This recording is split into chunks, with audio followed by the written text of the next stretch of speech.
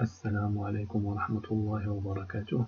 بعدما تخطى المنتخب المغربي خصمه المنتخب الإيراني في كأس العالم لأقل من 17 سنة في مباراة ثمن النهائي، فإن أشبال الأطلس سيواجهون المنتخب المالي العنيد في ربع النهائي في مباراة إفريقية خالصة، الذي بدوره تغلب على المنتخب المكسيكي من نفس الدور بنتيجة عريضة، بينما تأهل المنتخب المغربي كان صعبا ومن ركلات الترجيح عكس أطوار المباراة التي كانت في مجملها لصالح المغرب، إلا أن تضييع العديد من الفرص وما صعب المباراة على أشبال الأطلس ما كاد يكلفهم الإقصاء.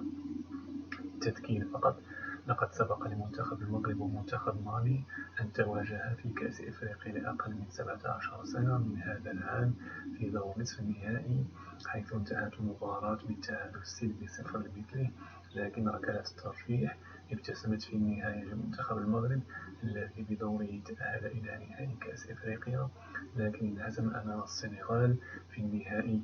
مباراة ربع النهائي بين منتخب المغرب ومنتخب مالي ستجرى يوم السبت القادم على الساعة 1 زوالا بتوقيت المغرب.